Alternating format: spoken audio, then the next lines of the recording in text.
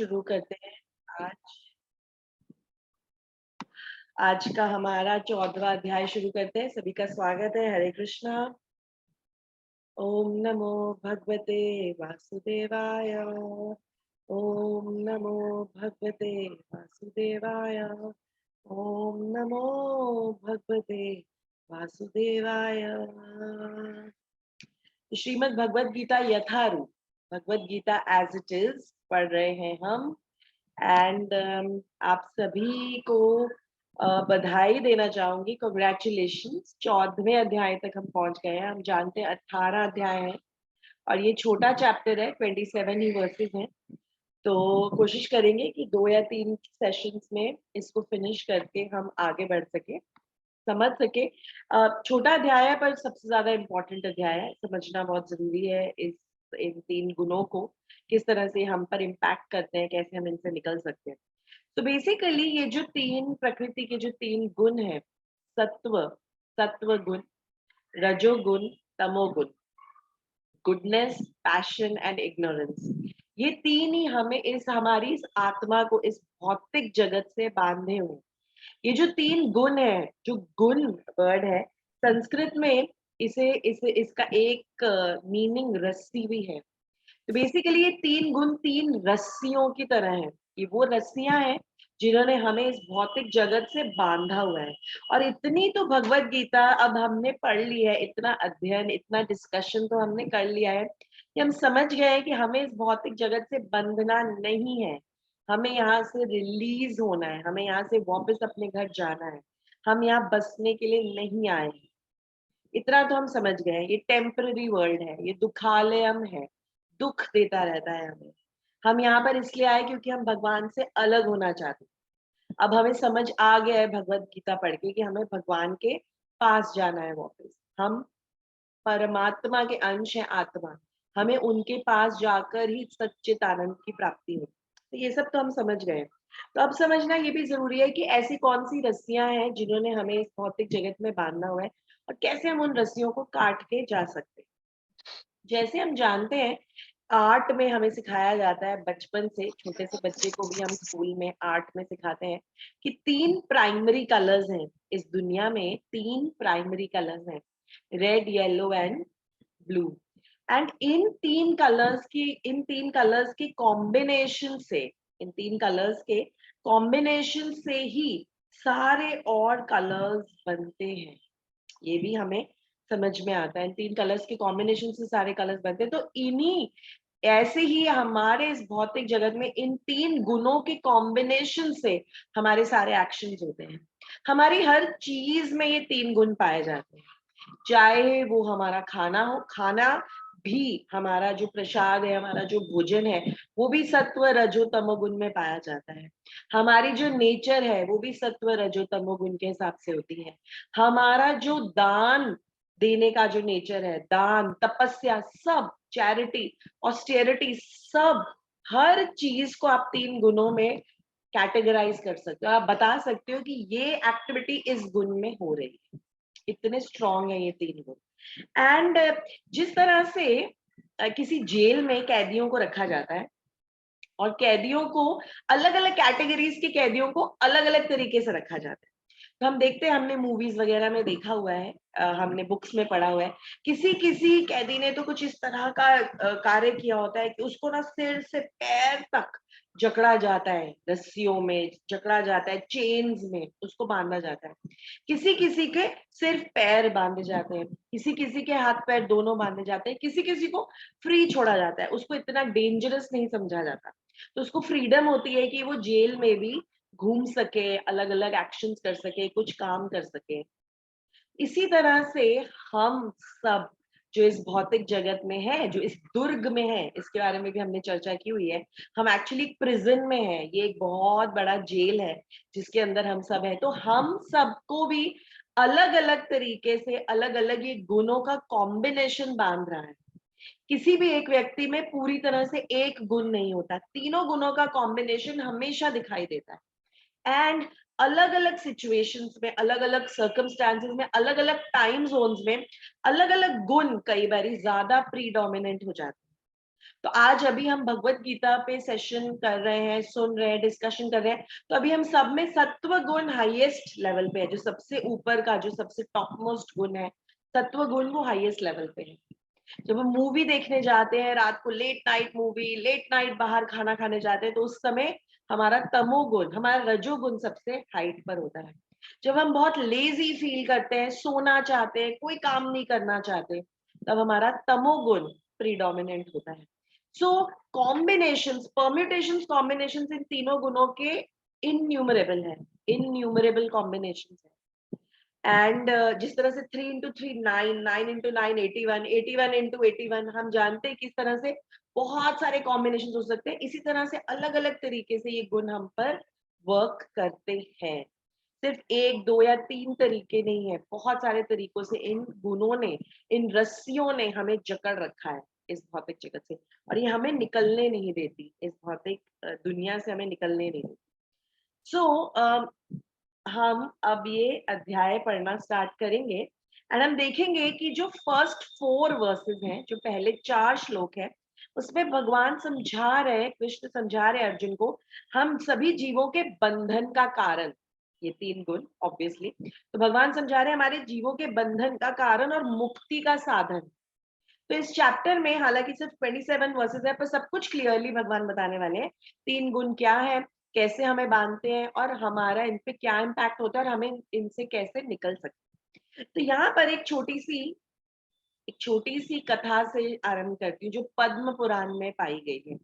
पद्म पुराण पे एक कथा आती है, जिसमें एक राजा है, विक्रम नाम के राजा है, जो बहुत पराक्रमी राजा है, बहुत ही अच्छे राजा है, और बहुत बड़ा राज्य है उनका, और बहुत अच्छे से पराक्रमी है, अपने अपनी प्रजा की रक्षा करते हैं अच्छे से, और उनका ध्यान भी रखते हैं। तो एक बार वो शिकार पे निकलते हैं, शिकार पे निकलते हैं, क्षत्रिय है, उनका काम है शिकार करना। उस समय क्षत्रिय सिर्फ अपनी जीवा को सेटिस्फाई करने के लिए, सिर्फ अच्छा अच्छा खाना खाने के लिए, सिर्फ उनका मन करता है टेस्ट के लिए शिकार करने नहीं जाते थे पशु पक्षियों का। वो लोग इसलिए जाते थे ताकि वो प्रैक्टिस कर सके कि अगर कभी कोई जंगली जानवर या कोई आतताई उन पर अटैक करता है या उनकी प्रजा पे अटैक करता है, तो वो उनको बचा सके, तो प्रैक्टिस के लिए जाते थे। दूसरा क्षत्रिय थे, तो क्षत्रियों में ये धर्म है कि वो उन्हें अलाउड है कि वो शिकार कर सकते हैं। तो ये विक्रम नाम के राजा शिकार करने निकले। जब शिकार करने निकले, तो उन्हें अपने एक छोटे से पालतू कुत्ता था उनके घर पे, पालतू जीव था, उससे बहुत प्यार था। अपने अपने अपने इस महल में बहुत प्यारा सा, सुंदर सा, छोटा सा कुत्ता था, तो उसे छोड़ना नहीं चाहते थे कभी, तो उसको साथ में लेके जाते शिकार कर। तो साथ में लेके जाते हैं, एक जगह पर रुकते हैं, अपना तंबू वगैरह गाड़ते हैं और वहां बैठते हैं, वहां मचान लगाते हैं, और वहां वेट कर रहे होते हैं शिकारी, शिकार करने की, तो शिकार की वेट कर रहे होते हैं। वहां पर देखते हैं कि उनका जो छोटा सा जो कुत्ता है, वो भाग के कहीं जाता है, उसका पीछा करते हुए देखते हैं कि कुत्ता एक छोटे से खरगोश का पीछा कर रहा है।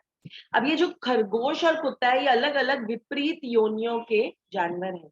तो कुत्ता विल ऑलवेज अटैक रैबिट, कुत्ता हमेशा खरगोश को अटैक करके उसको मार के उसको खाना चाहेगा।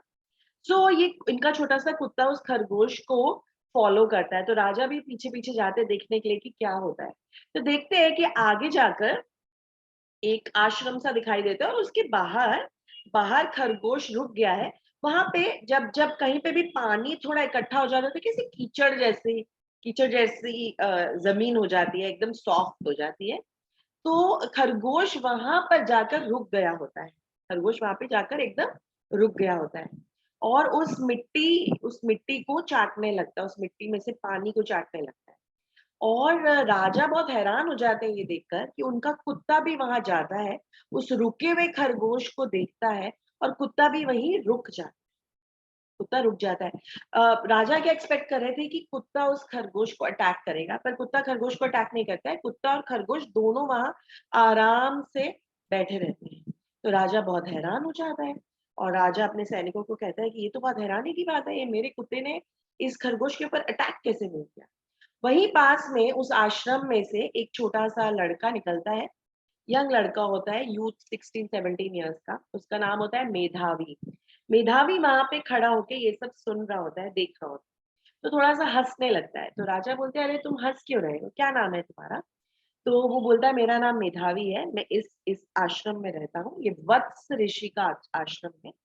और मैं आपको ये बताना चाहता हूँ कि ये जो कुत्ता और ये जो खरगोश है, ये एक दूसरे से लड़ेंगे नहीं। आपका कुत्ता खरगोश पे अटैक नहीं करने वाला है, क्योंकि ये जो एरिया है, ये जो जोन है, जहां पर आप आ गए हैं इस आश्रम में, इस आश्रम के एरिया में, इस आश्रम के डायमीटर में आते ही हर कोई सत्व गुण में आ जाता है। उनके दिमाग से ये सारी खराब चीजें, किसी को अटैक करना, किसी से जेलसी रखना, कुछ अपना फायदा देखना, ये सब चीजें जो है चली जाती हैं और इंसान सत्व गुण में आ जाता है। जो भी जीव आता है सत्व गुण में आ जाता है। तो राजा कहता है तो बहुत आश्चर्य की बात है। तो मेधावी कहता है जी हाँ, अगर आप थोड़ी ही दूर जाएंगे तो वहां पर आप देखेंगे कि आपका कुत्ता जरूर खरगोश पे अटैक करेगा, क्योंकि अभी यहाँ पर है, यहाँ पर वो अटैक नहीं करेगा, क्योंकि अभी दोनों सत्व गुण में।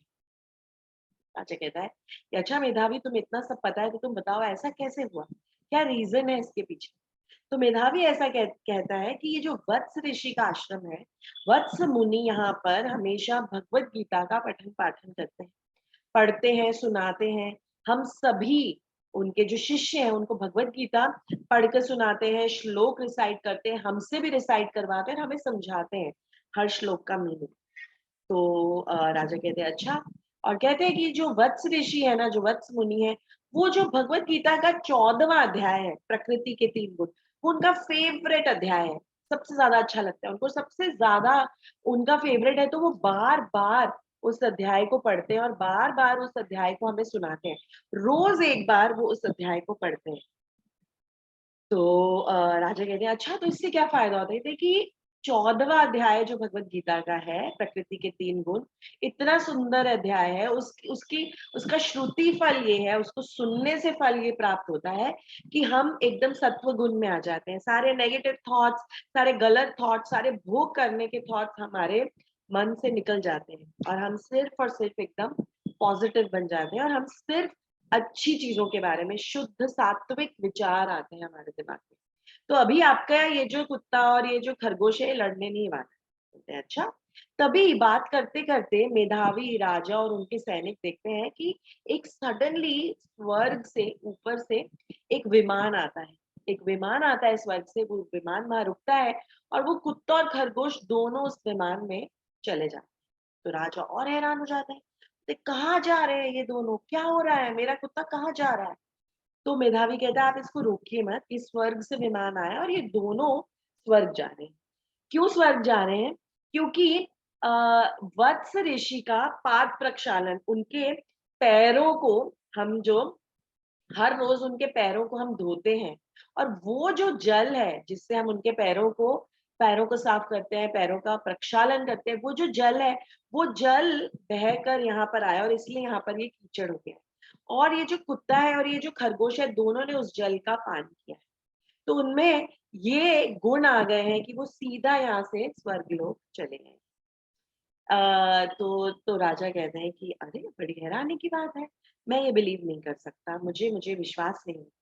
तो मेधावी कहता है कि देख लीजिए विमान में अभी भी वो दोनों पशु हैं, आप उनसे पूछ सकते हैं। तो राजा उनकी तरफ देखते हैं, तो वहां पर वो दोनों पशु समझाते हैं कि हे राजन, ये बात बिल्कुल सही है।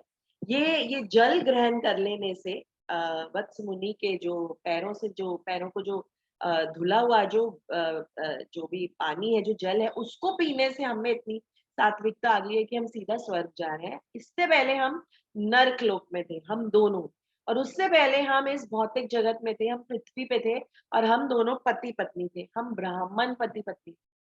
पर हम में बहुत से विकार थे, हम बहुत कपटी थे और हम आपस में बहुत लड़ते थे। और एक बारी तो हम इतना लड़े कि हमने एक दूसरे को काट दिया चाकू से, हमने एक दूसरे की हत्या कर दी थी। और फिर हम नर्कलोक में गए और वहां पर हमारा जब नर्कलोक में हमारा जब काल खत्म हुआ, तो हम यहाँ पर इस निम्न निम्न पशु की योनि में आ गए। हमें हमें ह्यूमन बर्थ नहीं मिला, हमें पशु का बर्थ मिला। और अब ये इस जल का पान करने से भगवत गीता के 4थे अध्याय का जो सात्विक गुण है वो हमें आया और अब हम स्वर्ग जा रहे हैं। तो इस तरह से पद्म पुराण में ये महात्म्य आता है, भगवत गीता के 14 अध्याय का महात्म्य आता है। और कहते हैं कि अगर आप हर रोज इस 14 अध्याय को पढ़ेंगे, सिर्फ 27 श्लोक है, या फिर ऐसा मैंने पहले भी आपको कहा था, भगवत गीता महात्म्य में पद्म पुराण में लिखा है, अगर आप पूरा अध्याय पढ़ते हैं तो आपको बहुत ही लाभ मिलता है। पर अगर आप पूरा अध्याय नहीं भी पढ़ते, अगर आप कुछ ही श्लोक पढ़ते हैं, अगर आप एक श्लोक भी पढ़ते हैं हर रोज भगवत गीता का, तो उससे आप हमें बहुत अधोगति की प्राप्ति होती है। तो इस तरह से हमें समझ में आता है कि ये जो गुण है, ये जो तीन प्रकृति के जो तीन गुण है, इनके बारे में सुनना ही कितना ज्यादा महत्वपूर्ण है। यहाँ पर पहले श्लोक में, 14वें अध्याय के पहले श्लोक में भगवान कह रहे हैं अर्जुन को, श्री भगवान उवाच, भगवान स्वयं कह रहे हैं, परम भूया प्रवक्ष्यामि ज्ञानानं ज्ञानम उत्तमम यज्ञात्वा मुनय सर्वे परम सिद्धिम इतो गता। क्या कह रहे हैं? हे अर्जुन, मैं तुम्हें समस्त ज्ञानों में, सभी ज्ञानों में सर्वश्रेष्ठ इस परम ज्ञान को पुनः कहूंगा।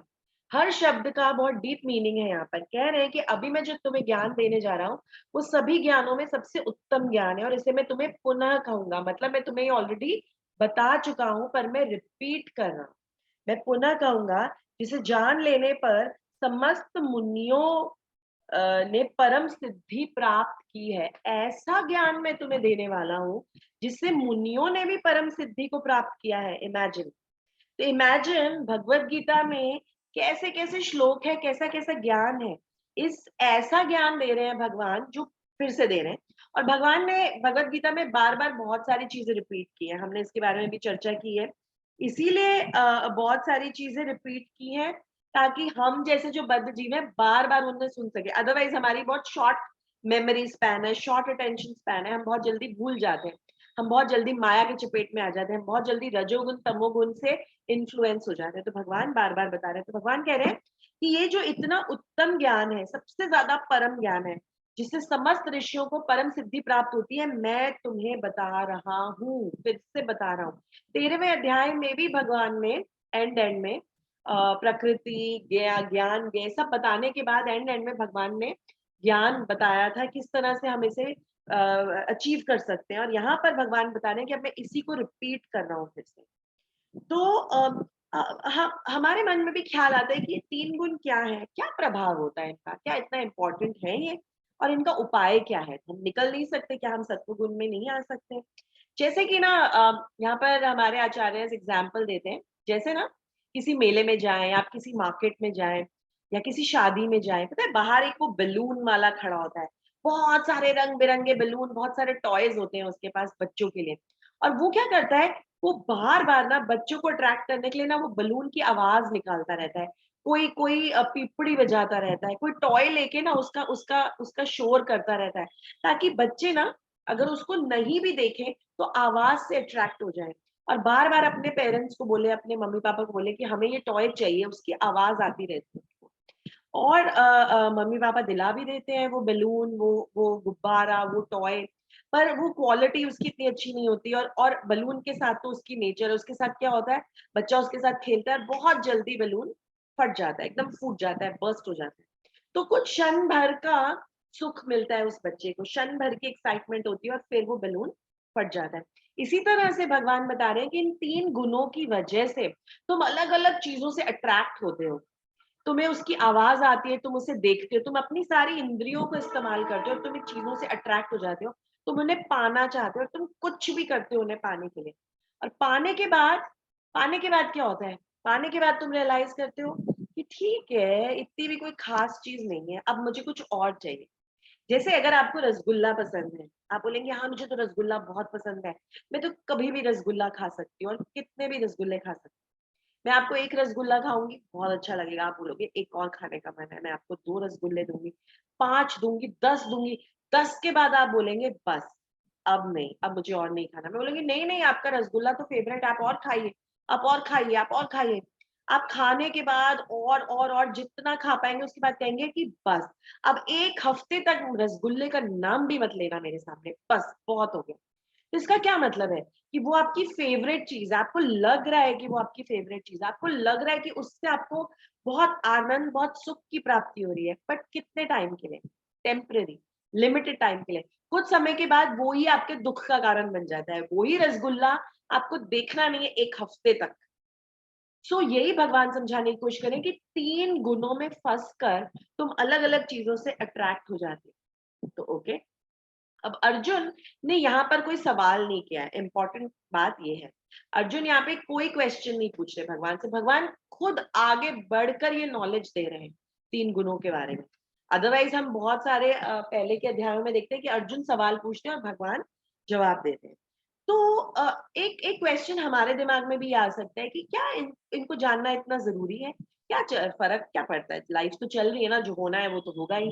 तो इनको जानने से क्या हो जाएगा? क्या लाइफ़ पे कोई फ़र्क पड़ने वाला है? तो भगवान कह रहे हैं कि जी हाँ, फ़र्क पड़ने वाला है, ये इस ज्ञान को ले लो, क्योंकि मुनियों ने भी इस ज्ञान को प्राप्त करके परम सिद्धि की प्राप्ति की। और मुनि कौन है? मुनि वो है जो मनन करते हैं, जो इंटेलिजेंट है।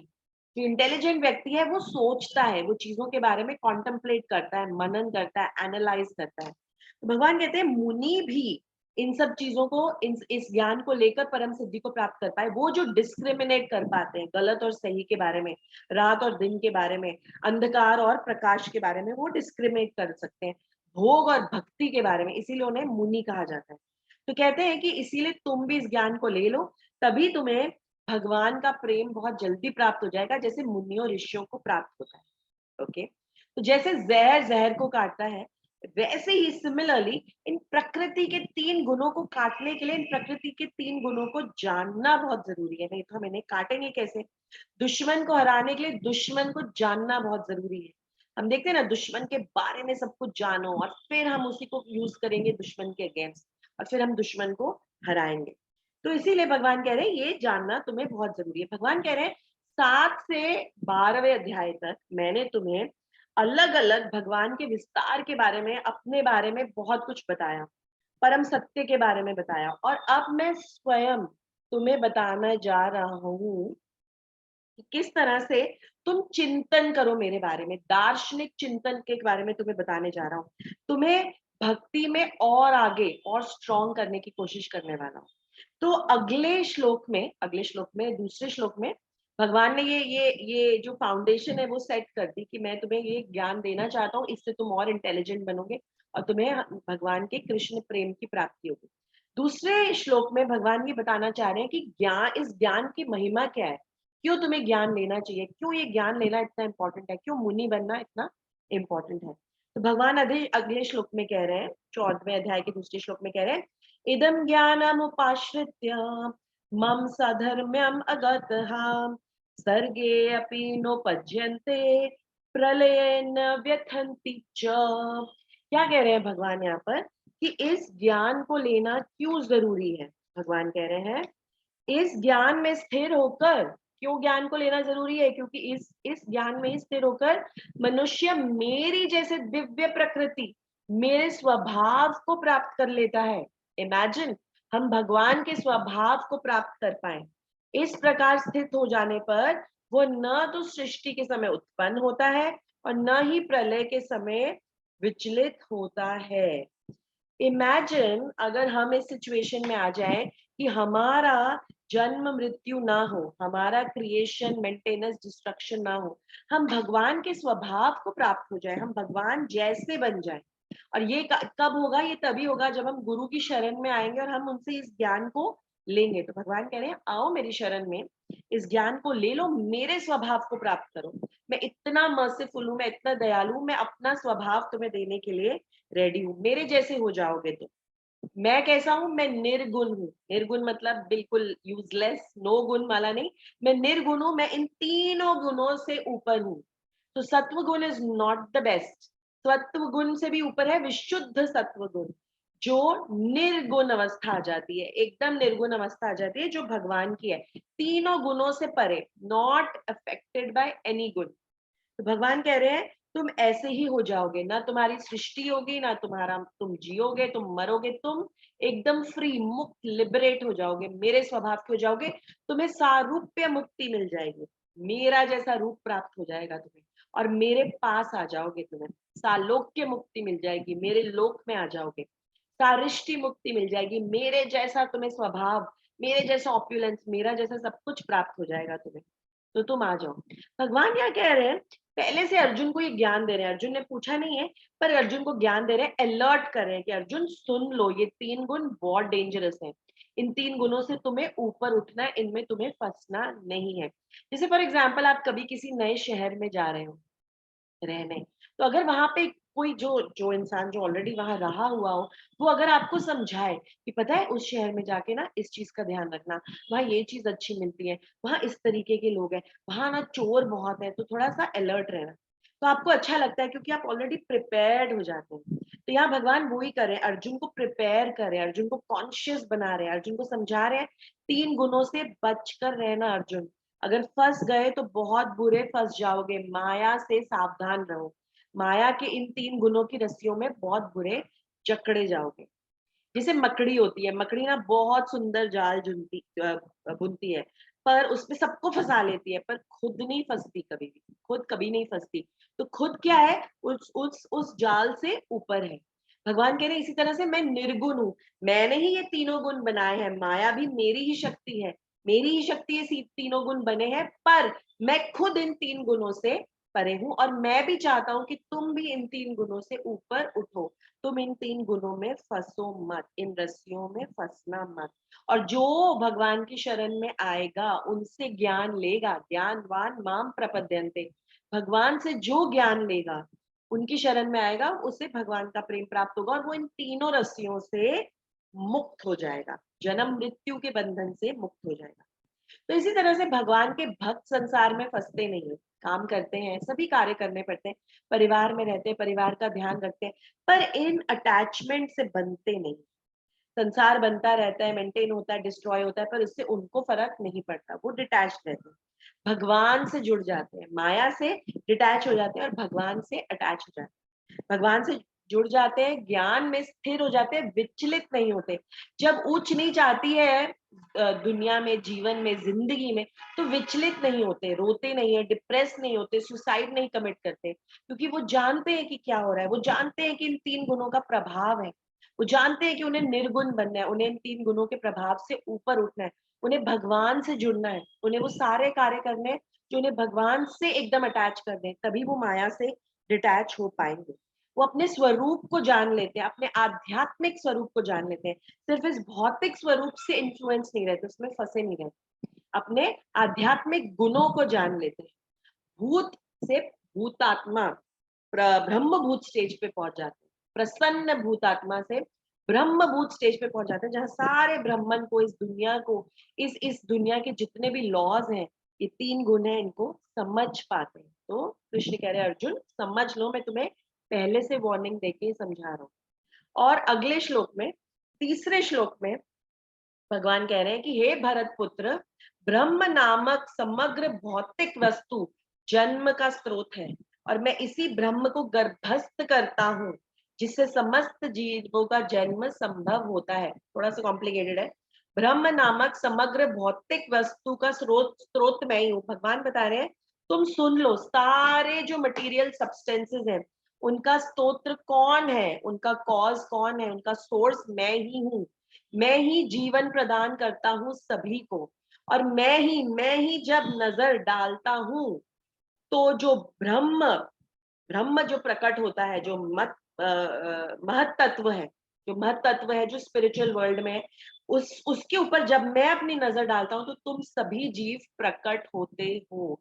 आत्मा कभी मरती नहीं है, आत्मा कभी जन्म नहीं लेती, सिर्फ आत्मा महाविष्णु के गर्भ में, भगवान के गर्भ में चली जाती है, और फिर भगवान के गर्भ से निकल आती है। यही भगवान कह रहे हैं, मैं उसको गर्भस्थ मैं करता हूँ, और मैं ही सबको जीवन प्रदान करता हूँ, मेरे ही गर्भ में तुम सब आ जाते हो, और फिर मेरे ही गर्भ से निकलकर तुम इन सभी अलग अलग योनियों में चले जाते हो। ये भगवान यहाँ पे बता रहे हैं। तो फिर भगवान ने ये 3 गुण बनाए ही क्यों, भगवान ने ऐसा किया क्यों? क्योंकि इन्हीं तीनों गुणों से भगवान कह रहे हैं कि सारे जीव प्रकट होते हैं। कह रहे हैं भगवान यहाँ पर पर्पट में अगर हम पढ़ेंगे, तो भगवान यहाँ कह रहे हैं कि सत्व गुण, जो सबसे पहला गुण है सत्व गुण, उससे हमारा मन प्रकट होता है, सत्व गुण से हमारा मन प्रकट होता है। रजोगुण से हमारी सारी इंद्रियां, देखने समझने की शक्तियां प्रकट होती है, और तमोगुण से हमारा शरीर बनता है। हमारा शरीर बनता है। तो इसीलिए शरीर भी बनता है और जिससे हम इन सब चीजों, इन इंद्रियों को देख सुन सकते हैं। जैसे इन इंद्रियों से हम क्या देखते हैं? इन इंद्रियों से हम रूप को देखते हैं, शब्द को सुनते हैं, चीजों को खाने को टेस्ट करते हैं, जल, पृथ्वी, वायु को देखते हैं। तो ये सब चीजें भी तमोगुण से बनती हैं। तो सबसे पहले क्या बताया? सत्व गुण से बनता है हमारा मन, रजोगुण से बनती है हमारी इंद्रियां, और तमोगुण से बनता है हमारा ये शरीर। तो ये जो हमारा शरीर है, तमोगुण से बना हुआ है। सबसे वर्स्ट ये शरीर जो है बेसिकली एक बैग है, सारी गंदी चीजों का बैग है। और शरीर में से आप देखेंगे सब मल मूत्र गंदी चीजें ही निकलती रहती हैं हर जगह से। तो हमें इस शरीर से आसक्त नहीं होना है, हमें उस आत्मा से आसक्त होना है जो निर्गुण है, जो परमात्मा से मिली हुई है, परमात्मा से ही निकली और परमात्मा के पास ही इसे जाना है। भगवान ये क्लियर कह रहे हैं, और कह रहे हैं कि हर चीज में 3 गुण प्राय पाए जाते हैं और सब मेरे ही कंट्रोल में है। तो फॉर एग्जाम्पल, यहाँ एक एग्जाम्पल से समझते हैं उसको। एक टेबल है और टेबल पे हमने एक लोहे का पीस रखा हुआ है, और टेबल के नीचे हम एक मैग्नेट लगा देते हैं, चुंबक। अब जब हम नीचे से जहां जहां उस मैग्नेट को हिलाएंगे, जहां जहां उस मैग्नेट को ले जाएंगे, ऊपर का लोहा वैसे ही उस मैग्नेट के साथ ही उसको फॉलो करता है, लोहा भी वैसे ही हिलेगा। अब छोटे बच्चों को लगेगा ये एक मैजिक हो रहा है, पर हम जानते हैं कि साइंस है, क्योंकि नीचे हमने मैग्नेट रखा है तो ऊपर जो लोहा है, जो उस मैग्नेट जिसको अट्रैक्ट करता है, जहां जहां मैग्नेट जाएगा वो लोहा भी वहीं वहीं जाएगा। तो भगवान कह रहे हैं कि ये जो मैग्नेट है ना, वो प्रकृति है, वो प्रकृति है जो मैंने बनाई है। और ये जो मैग्नेटिक एनर्जी है, ये है वो 3 गुण, ये वो 3 गुण है। और ये जो लोहा है, ये हम हैं, इस संसार के सारे बद्ध जीव हैं। प्रकृति के 3 गुण से ये भगवान की जो शक्ति है माया, वो हमें कंट्रोल करती है। तो मैग्नेट जहां जहां जाता है हम भी वहीं वहीं जाते हैं। प्रकृति के 3 गुण जहां जहां हमें ले जाते हैं हम वहां वहां जाते हैं। पर इसे चलाने वाला कौन है? इसे चलाने वाला, टेबल पे कोई तो बैठा है ना जो उस चुंबक को हिला रहा है। तो चलाने वाले हैं भगवान स्वयं, जो अपनी शक्तियों से इस पूरे संसार को चला रहे हैं। भगवान कहते हैं कि साइंटिस्ट जो है ना, हमारे जो साइंटिस्ट है, रिसर्चर्स हैं, वो उस बच्चे की तरह है जिन्हें लगता है कि ये पूरा एक मैजिक है, पर ये मैजिक नहीं है। ये पूरी जो साइंस है, भगवान ने भगवत गीता और भागवतम में समझाई हुई है। तो इन 3 गुणों से ही हम बंधे हुए हैं। तो बेसिकली अगर आप एनविजन करें, आप इमेजिन करें एक पिक्चर जहां पे आप देखें कि मैं, आप, हम सब इंडिविजुअली पपेट्स हैं। पपेट्स है, और पपेट्स के ऊपर जो स्ट्रिंग्स होती है ना, जो रस्सियां होती हैं जो पपेट्स को हिलाते हैं, घुमाते हैं, नचाते हैं, वो 3 जो स्ट्रिंग्स है ना, वो 3 रस्सियां हैं, सत्वगुण, रजोगुण और तमोगुण। ये यहाँ पे क्लियरली भगवान बता रहे हैं। पर कह रहे हैं अगर तुम मेरी शरण लोगे, मेरे बारे में श्रवण कीर्तन करोगे, मेरे पास आओगे, तो सब कुछ सही हो जाएगा, मैं तुम्हें इन तीनों गुणों से मुक्त कर दूंगी। तीनों गुणों की बहुत इंपॉर्टेंस है, तमोगुण की भी बहुत इंपॉर्टेंस है। एक बार ही ब्रह्म पुराण में कथा आती है कि एक बार तमोगुण खत्म हो गया, सिर्फ सत्व और रजोगुण था, तमोगुण खत्म हो गया। तो कोई सो ही नहीं रहा था। किसी ने प्रार्थना की थी, किसी ऋषि मुनि ने, और उनको उनको ये वरदान दिया गया कि तमोगुण ही खत्म हो गया। तो कोई सो ही नहीं रहा था, कोई जीव सो ही नहीं रहा था। आप इमेजिन कीजिए, अगर हम सोएंगे नहीं तो होगा क्या? ब्रह्मा जी भी परेशान हो गए, क्योंकि सब बीमार रहने लगे, क्योंकि वो सो ही नहीं पा रहे, वो रेस्ट ही नहीं कर पा रहे। तमोगुण से हमें नींद आती है, हमें लेजीनेस फील होती है, हम इनएक्टिव हो जाते हैं, हम कुछ करना नहीं चाहते। तो हमें यही समझाया जा रहा है कि ये तीनों गुण इंपॉर्टेंट है। और ये भी समझ लो, भगवान कह रहे हैं कि तुम कुछ नहीं कर रहे, तुम जो भी कर रहे हो इन तीनों रस्सियों से बंध कर, इन तीनों रस्सियों से खींच कर, इन तीनों रस्सियों के इन्फ्लुएंस में आके कर रहे हो। तुम अपने आप को तो कुछ समझना ही मत, तुम कुछ करते ही नहीं हो, मेरे एनर्जी और मेरे कंट्रोल में हो तुम पूरे के पूरे। तो यहाँ पर एग्जाम्पल्स दिए जाते हैं, जैसे जैसे कोई इंसान हो जो, जिसे हिल्स पे जाना बहुत पसंद है, उसे ट्रैकिंग बहुत पसंद है, वो कुछ एक्शन करना चाहता है पूरे टाइम, वो रजोगुण में स्थित है। क्योंकि रजोगुण is an indication of action, जहां सारी इंद्रियां एकदम एक्टिव रहती हैं, वो कुछ करना चाहती हैं, सुनना चाहती है, बोलना चाहती है, चलना चाहती है। तो वो रजोगुण, और वो इंसान, रजोगुण व्यक्ति दूसरे इंसान को देखता है जो कहीं नहीं जाना चाहता, जो आराम से घर पे पड़ा रहता है, कहता है ये किस तरीके का इंसान है, पता नहीं कैसा बना हुआ है, ये ऐसा कैसा बन गया, ये तो कुछ करना ही नहीं चाहता, कोई एक्शन ही नहीं करना चाहता। उसे वो तमोगुनी व्यक्ति बहुत ही वियर्ड लगता है। तमोगुनी व्यक्ति को वो रजोगुनी व्यक्ति बहुत वियर्ड लगता है। ये कहाँ जाता रहता है हमेशा, ये क्या करता रहता है, इसको आराम नहीं करना होता है, इसको कभी ये कभी थकता नहीं है, कैसी एनर्जी है इसके अंदर। वो तमोगुनी व्यक्ति समझता है, ऐसा सोचता रहता है। भगवान ये कह रहे हैं कि तुम एक्चुअली अपनी मर्जी से कुछ नहीं कर रहे, मैं तुम्हें कंट्रोल कर रहा हूँ इन तीनों गुणों के अलग अलग अलग अलग इन्फ्लुएंस। और ये जो अलग अलग गुण है, इनकी वजह से आज हमें ये शरीर मिला है। और आज इस जन्म में, इस दुनिया में, इस भौतिक जगत में, इस लाइफ टाइम में हम इन गुणों को किस तरह से, इन गुणों से किस तरह से इन्फ्लुएंस होते हैं, वो डिटर्मिन करेगा कि हमारा अगला जन्म कैसा होगा। ये हमने लास्ट टाइम भी चर्चा की थी। अगर हम एक एक कुत्ते की तरह बिहेव करेंगे, जो पूरी रात जगता है, फिर दिन में सोता है, कभी भी खाता है, दूसरों के ऊपर भौंकता रहता है, तो फिर भगवान कहेंगे अच्छा तुम्हें ऐसा ही बनना है, तो अगले जन्म में हमें कुत्ते की योनि दे देंगे। अगर हम तमोगुण में हमेशा पड़े रहेंगे, कोई काम नहीं करेंगे, हमेशा सोते रहेंगे, तो भगवान हमें अगले जन्म में अजगर की योनि दे सकते हैं। तो ये जो योनियां है, ये जो तीन गुण है, ये डिटर्मिन करते हैं कि हम अगले जन्म में क्या बनते हैं। तो ये बहुत इंपॉर्टेंट है, और इन्हीं की वजह से आज जो हम हैं वो है। अब चौथे श्लोक में भगवान थीम प्रिपेयर कर रहे हैं आगे के 4 श्लोकों की। और चौथे श्लोक में भगवान क्या कह रहे हैं, अभी उन्होंने तीनों गुणों को बता दिया कि तुम तीन इन गुणों से इन्फ्लुएंस्ड हो। चौथे श्लोक में कह रहे हैं, हे कुंती पुत्र, तुम ये समझ लो कि समस्त प्रकार की जो जीव योनियां हैं इस भौतिक प्रकृति में जन्म द्वारा संभव है, और मैं उनका बीज प्रदाता पिता हूँ। तुम समझ लो, मैं ही सबको, सब में ये बीज डाल रहा हूँ, मैं ही कंट्रोलर हूँ, और मैं ही तुम सबको जीवित करता हूँ, तुम सबको शरीर देने वाला मैं ही हूँ। भगवान ये कह रहे हैं, तुम्हें शरीर में देता हूँ तमोगुण में, फिर उसमें मैं शक्ति डालता हूँ। शक्ति से क्या होता है, action, action is indicative of रजोगुण। और उसको फिर तुम्हारे शरीर को चलाने के लिए मैं तुम्हें मन देता हूँ, जो सत्वगुण में है। अब ये तुम पे डिपेंड करता है कि तुम किस तरह की एक्टिविटीज करते हो जिससे वो गुण तुम्हारा ज्यादा प्रीडोमिनेंट हो। तो भगवान ये बता रहे हैं और कह रहे हैं कि जिस तरह से एक बच्चा सोचता है ना, जब सपोजिंग पापा बाइक या स्कूटर चला रहे हैं और बच्चा आगे खड़ा है या बच्चा आगे बैठा है, और उस वो क्या करता है, वो हैंडल पे हाथ रख देता है। और जिस तरह से पापा ड्राइव कर रहे हैं, स्कूटर चला रहे हैं, बाइक चला रहे हैं, फास्ट चला रहे हैं, तो बच्चा सोचता है हूँ मैं ही चला रहा हूँ ये बाइक, ये तो मैं चला रहा हूँ। जबकि बच्चा सिर्फ उस पे बैठा हुआ है, चलाने वाला कोई और है। इसी तरह से भगवान कह रहे हैं कि तुम्हें लग रहा है कि तुम चला रहे हो, तुम इस जीवन को चला रहे हो, पर चलाने वाला मैं हूं। तो मूर्ख मत बनो, इंटेलिजेंट बनो, इस ज्ञान को लो, इन तीनों गुणों को समझो और उस तरह से अपने इस जीवन को जियो। आगे 5वें श्लोक से भगवान डिस्क्राइब करेंगे ये तीन गुण है क्या, क्या है बेसिकली ये तीन गुण, कैसे हम इन तीन गुणों को समझें। तो भगवान कह रहे हैं 5वें श्लोक में, भौतिक प्रकृति, ये जो पूरी प्रकृति है, भौतिक प्रकृति, ये तीन गुणों से बनी हुई है, तीन गुणों से युक्त है, सतो रजो तथा तमोगुण। हे महाबाहु अर्जुन, जब शाश्वत जीव प्रकृति के संसर्ग में आता है तो वो इन गुणों से बंध जाता है। तो जैसे मैंने कहा, जब हम इस शरीर को छोड़ते हैं, तो हमारी जो आत्मा है वो दूसरे शरीर में प्रकट हो जाती है, और फिर उस शरीर को छोड़ती है, दूसरे तीसरे शरीर में आ जाती है।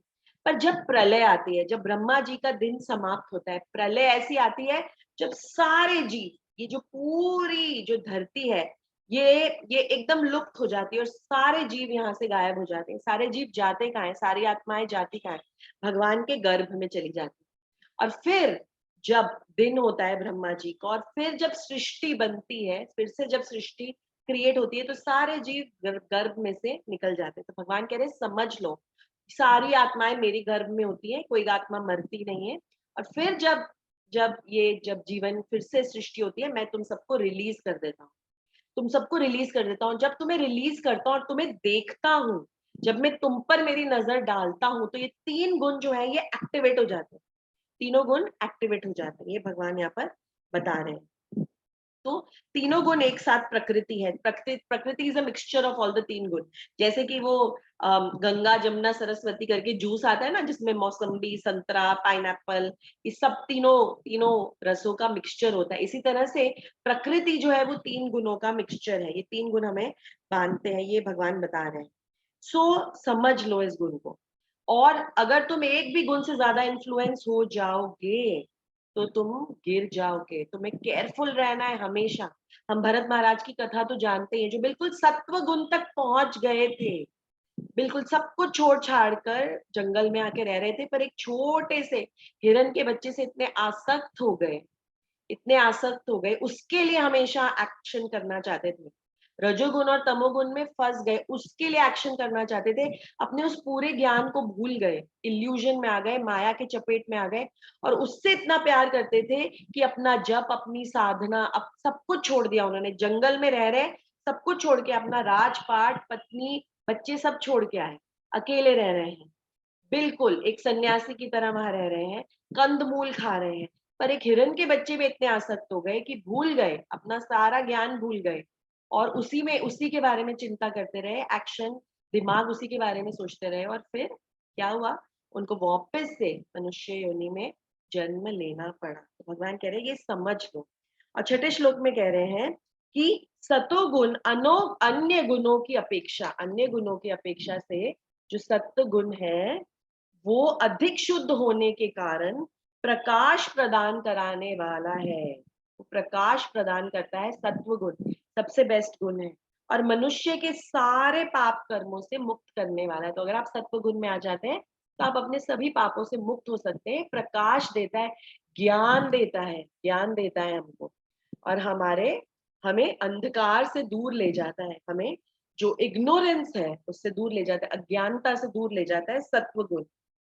जो लोग भी इस गुण में स्थित होते हैं वे सुख तथा ज्ञान के भाव में बंध जाते हैं। नाउ यहाँ पर एडवांटेज भी बता रहे हैं भगवान और डिसएडवांटेज भी बता रहे हैं। बहुत इंपॉर्टेंट श्लोक है। भगवान क्या कह रहे हैं, सत्व गुण के बारे में क्या बता रहे हैं। सत्व गुण कैसा है, सबसे पहले तो निर्मल, कोई मल नहीं है, कोई गंदगी नहीं है, साफ सुथरा है, और शांति का अनुभव करवाता है। कुछ कुछ एडजेक्टिव्स दिए हुए इस श्लोक में सत्व गुण के बारे में। निर्मल है, बिल्कुल मल नहीं है, शांति का, एकदम काम एंड क्वाइट बना देता है आपको। प्रकाशम, प्रकाश प्रदान करता है, नॉलेज प्रदान करता है। अनाम्यम, कोई पाप नहीं, पाप की तो कोई चर्चा ही नहीं करता। सत्व गुण में आप पाप के बारे में सोचते ही नहीं, आप हमेशा अच्छे कर्मों के बारे में सोचते हैं। और आप देखेंगे कि ये ऐसे सारे थॉट्स हमें अर्ली मॉर्निंग आते हैं, जब हम सुबह उठते हैं हमें बहुत अच्छे थॉट्स आते हैं, हम हमेशा पॉजिटिवली आगे दिन को सोचते हैं, और हम हमेशा कुछ अच्छा सुनना चाहते हैं। उस समय भजन भक्ति, कुछ अच्छी बातें करना चाहते हैं। उस समय हम रॉक म्यूजिक नहीं सुनना चाहते। उस समय सुबह उठते ही हम बॉलीवुड के एकदम तेज तरार गाने नहीं सुनना चाहते। तो ये सत्व गुण का समय है, जब प्रकाश, सूर्य अपना प्रकाश फैला रहा होता है।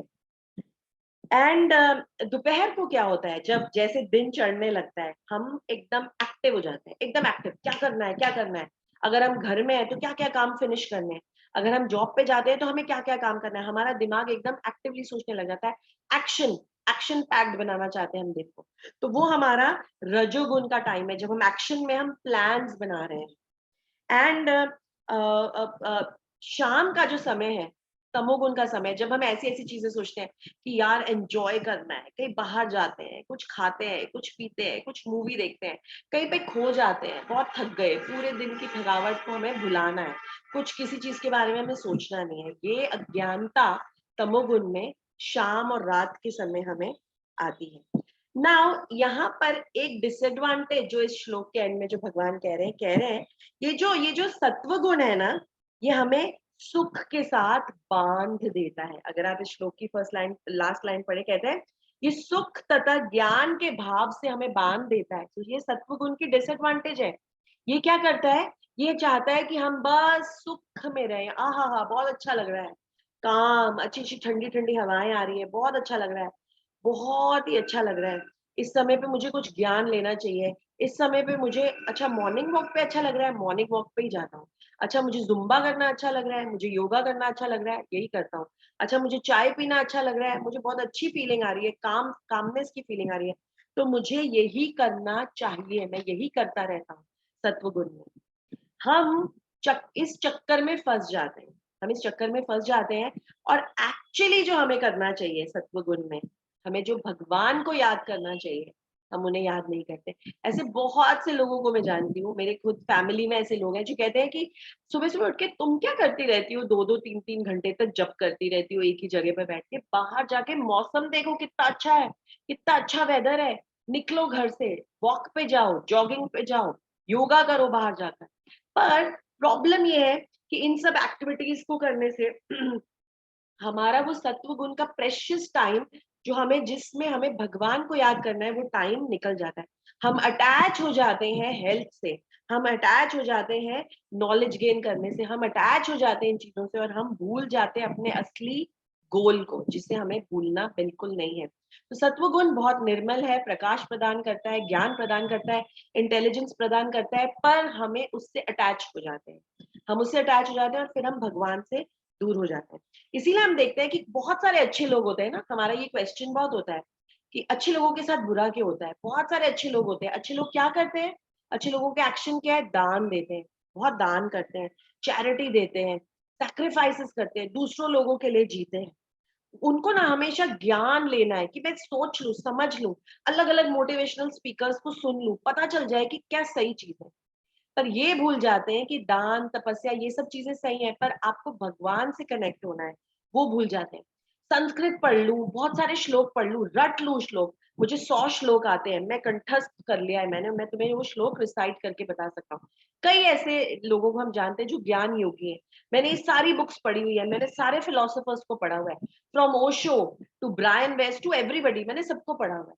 ये वो लोग हैं जो सत्व गुण में अच्छे लोग हैं, अच्छा करना चाहते हैं, बुरे विचार नहीं आते, पर वो सुख और इस ज्ञान से अटैच हो गए, उसी में फंस जाते हैं, उसी में घूमते रहते हैं, उसी में घूमते रहते हैं, उसी में घूमते रहते हैं, बहुत ज्यादा पढ़ने लग जाते हैं। आप देखेंगे कई सारी वेस्टर्न कंट्रीज हैं, यूएस है, यूके है, लंदन है, हम क्या कहते हैं, बहुत अच्छी कंट्रीज हैं, बहुत साफ सुथरी हैं, बहुत पीसफुल है वहां पे लोग, बहुत वेल मैनर्ड है, एटिकेट्स हैं। यस, सत्व गुण में है वहां पे कई सारे लोग, वहां का कल्चर काफी सत्व गुण में है। पर हुआ क्या, इस सब सत्व गुण के चक्कर में दे हैव बिकम एथिस्टिक, जिससे उनको अटैच होना था वो अटैच नहीं हुए, वो उन चीजों में ही फंस के रह गए हैं। जैसे चाइना, चाइना को भी अगर आप देखें, ऑफ कोर्स चाइना में हर चीज खाई जाती है, जो चीज चलती है, रिगल करती है, जो भी चीज रेंगती है सबको खाते हैं। पर चाइना का कल्चर अच्छा भी है, वहाँ कई ऐसे मॉरल्स, एटिकेट्स, वहाँ के कई ऐसे रिसर्चर्स हैं, कई ऐसे फिलोसोफर्स हैं जो चाइना से आए। बट क्या हुआ, कंफ्यूशियस वगैरह जो भी फिलोसोफर्स हैं, वो मोरालिटी में फंस गए, वो उससे आगे नहीं बढ़ पाए, सत्व गुण से ऊपर नहीं निकल पाए, वो फंस गए। अच्छाई तो आ गई, पर बुराई भी बनी रही, बुराई भी बनी रही है। सो दे, उनमें दोनों का बैलेंस है, अच्छाई और बुराई का।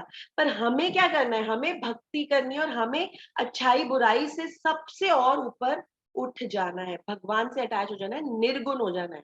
हमें सत्वगुण में भी फंसना नहीं है, क्योंकि सत्वगुण से रहने से हम स्वर्ग में जाकर वहां अपने सारे अच्छे अच्छे जितने भी अपने पुण्य कर्म क्रेडिट्स को खत्म करके हम वापस यहाँ आ जाएंगे। अगेन हमारा एम है पूरे इस भौतिक जगत से, इस भूमंडल से निकल के हमें स्पिरिचुअल वर्ल्ड में जाना है।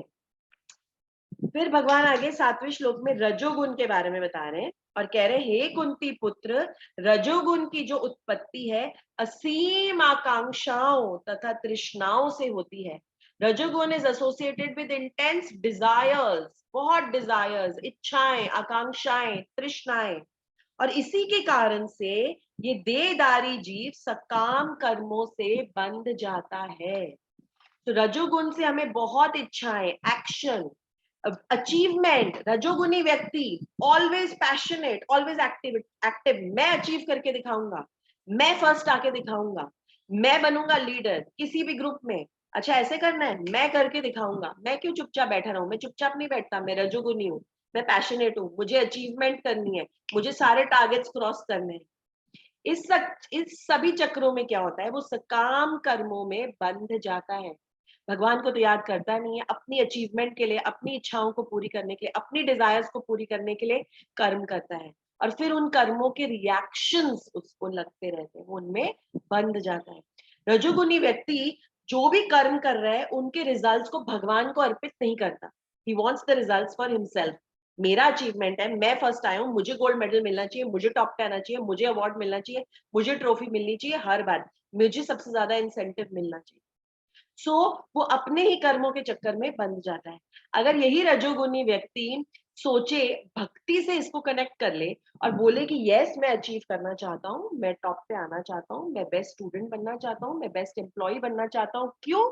कृष्ण को प्रसन्न करने के लिए। जो भी मुझे रिजल्ट्स आएंगे वो मैं कृष्ण के को अर्पित कर दूंगा, मैं उनके लिए ये कर रहा हूँ। मैं बेस्ट एम्प्लॉय इसलिए बनना चाहता हूँ क्योंकि फिर सब मुझे रोल मॉडल समझेंगे और फिर मैं भगवान के बारे में प्रीचिंग करूंगा और बोलूंगा तुम शरीर नहीं हो, तुम आत्मा हो, भगवान के बारे में सुनो, भगवान के बारे में समझो। तो लोग मुझे सुनेंगे क्योंकि मैं टॉप एम्प्लॉय हूँ, मैंने कुछ अचीव किया है। ये होता है अपने कर्मों के जो रिजल्ट है वो भगवान को अर्पित करना।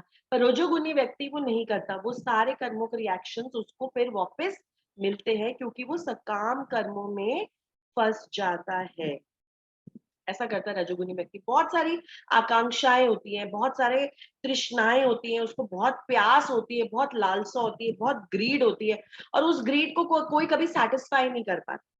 एक बार ये अचीव करेगा तो अगली बार फिर अचीव करना चाहता है, फिर उसकी बार और ज्यादा अचीव करना चाहता है, more and more and more. Problem यहाँ पे ये है, problem is not of achievement, problem is not of action. हमें ऑफ कोर्स अपनी सारी ड्यूटीज रिस्पॉन्सिबिलिटीज को पूरा करना है। And why not give the best, why not be the best, why not, there is no problem in doing that. But problem ये है कि ये जो तृष्णा है ना बेस्ट होने की, ये कभी शांत नहीं होती, ये हमेशा आगे बढ़ती रहती है। और हर बारी जब हम बेस्ट नहीं हो पाते या जो हम चाहते हैं वो अचीव नहीं कर पाते, तो फिर हम उससे बहुत ज्यादा डिसअपॉइंट हो जाते हैं, डिस्ट्रेस्ड हो जाते हैं, डिस्ट्रैक्ट हो जाते हैं, फिर ब्लेम गेम स्टार्ट करते हैं, दुखी हो जाते हैं और अपने आसपास हम दूसरे लोगों को भी दुखी करते हैं और अपने आप को हम खत्म कर देते हैं, कर्मों में फंस जाते हैं, रिएक्शन में फंस जाते हैं। तो ये प्रॉब्लम है रजोगुण का।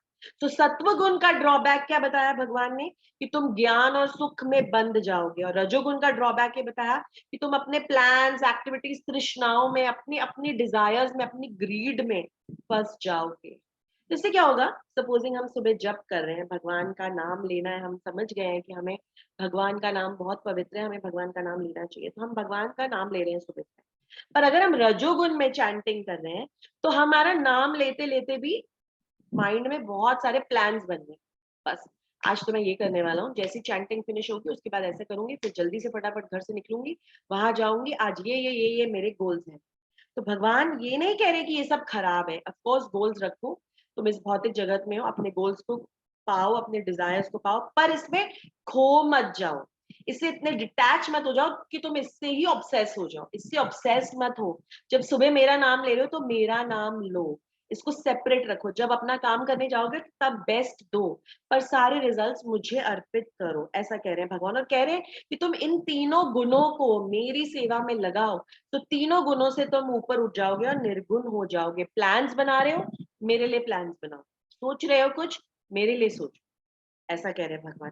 सुख शांति चाहते हो, सुख की कामना चाहते हो, कामनेस चाहते हो, पीस चाहते हो, ठीक है, मेरी भक्ति के लिए ये सब सोचो, कृष्ण भक्ति के लिए तुम्हें पीस मिले, कृष्ण भक्ति के लिए तुम्हें कामनेस मिले, ऐसा सोचो। बहुत अच्छा मौसम है, मैं सत्वगुण में उठा हूं, मैं ब्रह्म मुहूर्त में उठा हूं, ऐसा ही उठता रहूं, क्यों? सिर्फ जॉगिंग और सिर्फ अपनी हेल्थ के लिए, सिर्फ इस शरीर की ब्यूटिफिकेशन के लिए नहीं, भगवान का नाम लेने के लिए। भगवान ये कह रहे हैं, जब भी तुम मुझसे अलग हो जाओगे प्रॉब्लम हो जाएगी, तुम मुझसे अलग मत हो, बस हर चीज को मेरी तरफ डायरेक्ट करते रहो, बस तब प्रॉब्लम नहीं होगी। इंटेलिजेंट इंसान जो भक्त है, कहते हैं जो भक्त है वो सबसे ज्यादा इंटेलिजेंट होता है, तो इंटेलिजेंट इंसान जो भक्त है सिनोनिमस, वो वो हर चीज को उतना ही यूज करता है जितना नेसेसरी है, उसके पीछे पड़ नहीं जाता, ऑब्सेस नहीं हो जाता, और उतना करने के बाद भगवान के लिए समय निकालता है। सो फॉर एग्जाम्पल हम जॉब कर रहे हैं, ऑफकोर्स हमें बेस्ट बनना है, तो जॉब के टाइम पे जॉब करो, जब वहां पे काम कर रहे हो काम करो, पर जब वो तुम्हारा टाइम खत्म हो गया, काम खत्म हो गया, तुम घर आ गए, तो अब भगवान के लिए समय निकालो। ऐसा नहीं कि घर आने के बाद भी तुम 3 घंटे तक अपनी जॉब के बारे में ही सोच रहे हो और वही काम कर रहे हो। Learn to draw the line, learn कि तुम्हें भगवान की तरफ ही उन्मुख होना है, फंसना नहीं है, फंस जाओगे तो मूर्ख बन जाओगे।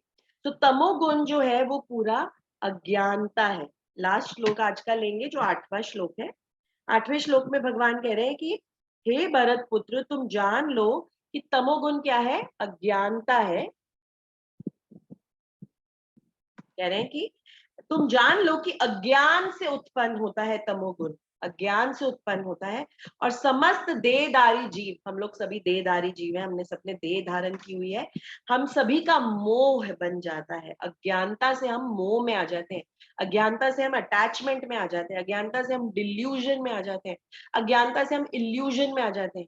अज्ञानता क्या है सबसे बड़ी? हम ये शरीर है, शरीर के लिए ही सोचो, शरीर के लिए ही सब कुछ करो, ये सबसे बड़ी अज्ञानता है हमारी। तो कह रहे हैं कि इस गुण के प्रतिफल, इस गुण का फल क्या मिलता है हमें?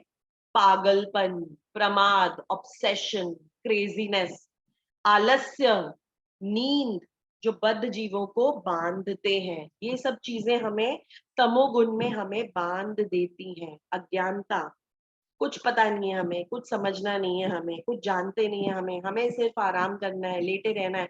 आलस, हमें मोहित कर दिया इन सब चीजों ने, हम एकदम डिस्क्रिमिनेट ही नहीं कर पा रहे, क्या सही है क्या गलत है, क्या हमारा गोल है, कहाँ जाना है, करना क्या है, कुछ हम डिस्क्रिमिनेट नहीं कर पाते। और हमें समझ ही नहीं आता कि हम पैसे कमाने की होड़ में लग जाते हैं, पैसा ही सिर्फ कमाते रहते हैं। और अगर कोई हमें बताए भी तो हम कहते हैं क्या खराबी है, हमें कुछ समझ नहीं आ रहा, भक्ति क्यों करनी है, भगवान कर ही क्या लेते हैं भाई, पैसा कमाओ, एक ही जीवन मिला है, उसको एंजॉय करो। अगर कोई उसे समझाता भी है तो वो तमोगुण वाला व्यक्ति समझ नहीं पाता, क्योंकि वो अज्ञानता में है, पागलपन में है, ऑब्सेशन में है, पैसे कमाने की भूख है, भोग करने की भूख है। और बहुत सारे 99% टाइम्स और 99% लोग ज्यादातर तमोगुण और रजोगुण में ही रहते हैं, गलत को ही सही मानते हैं और सही को गलत मानते हैं, दुख को सुख मानते हैं।